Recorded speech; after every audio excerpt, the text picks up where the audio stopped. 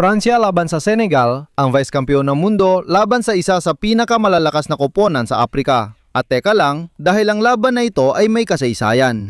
Sa tanging pagtutuos ng Pransya at Senegal sa World Cup, panalo ang Senegal. Nangyari ito ng 2002 sa pamamagitan ng gol ni Papa Bouba Bouba Diop at natalo ang Pransya. Gumawa ng kasaysayan ang Senegal at ngayon, makalipas ang 24 na taon, muli silang magtatagpo.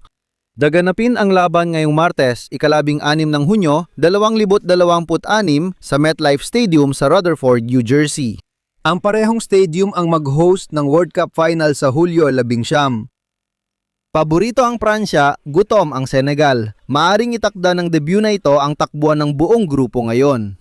Magsisimula ang laban ng 3:00 ng hapon, oras sa silangan ng Estados Unidos. At ngayon, dumiretso na tayo sa mahalaga, oras at mga channel para mapanood mo ito sa iyong bansa. Sa Espanya, 9:00 ng gabi ang laban, 8:00 naman sa Canarias. Mapapanood ito ng live sa DAZN at pati na rin sa Radio Televisión RTVE.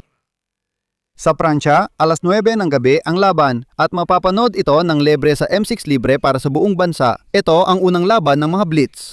Kaya isa ito sa mga pinakapinapanood na laban sa araw na ito.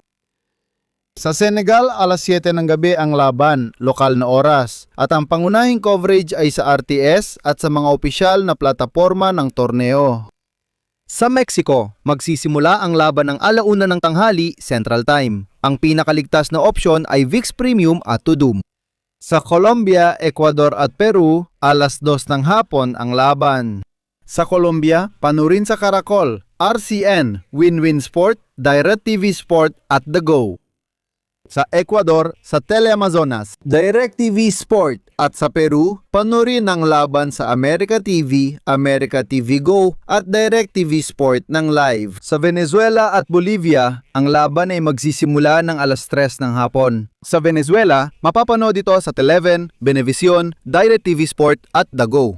Sa Bolivia, mapapanood ang laban sa Red One at Unitel na siyang mga pangunahing opsyon para mapanood ito ng libre. Pumunta tayo sa Argentina, Uruguay, Paraguay at Brazil kung saan magsisimula ang laban ng 4:00 ng hapon. Sa Argentina, siguradong opsyon ang The Sport at The Go. Sa Uruguay, mapapanood ito sa Canal 5 Tele12, DirecTV Sport at The Go. Sa Paraguay, Gente V, Canal 13 Tigo Sport at The Go. At sa Brazil, tandaan, ang Kasit V sa YouTube ay muling nagiging mahalagang opsyon. Bukod pa rito, mayroon ding Globo, Sport Television at mga opisyal na plataforma. Sa Chile, ang laban ay gaganapin ng 3:00 ng hapon sa pamamagitan ng Chilevision na isa sa mga pangunahing opsyon para mapanood ito ng libre kasama ang DirecTV Sport at The Go. Sa gitnang Amerika, maginhawa ang oras. Sa Guatemala, Honduras, El Salvador, Nicaragua at Costa Rica, magaganap ang laro ng 1:00 ng hapon. At ang mga pangunahing opsyon ay Tigo Sport, ViX Premium, Teletica sa Costa Rica, at ang mga lokal na channel na may nabiling karapatan. Sa Panama, Cuba, Republikang Dominikano, Jamaica at Haiti, ang laban ay gaganapin ng 2:00 ng hapon. At ang mga opsyon ay nag-iiba-iba sa pagitan ng T-Web Max, Telerebelde, Telesistema, Sportmax, SP sa Caribbean at ViX Premium. Sa Puerto Rico, Trinidad at Tobago, Aruba at Curaçao, ang laban ay lalaruin ng 3:00 ng hapon. At sa Europa, perpekto ang oras. Sa mga bansa tulad ng Alemanya, Italia, Netherlands, Belgium, Switzerland, Austria, Poland, Sweden, Norway at Denmark, ang laban ay lalaruin ng 9:00 ng gabi. Sa Portugal at United Kingdom, 1 oras mas maaga, 8:00 ng gabi. Sa Greece, Turkey, Romania, Bulgaria at Ukraine, ang laro ay lalaruin ng 10:00 ng gabi.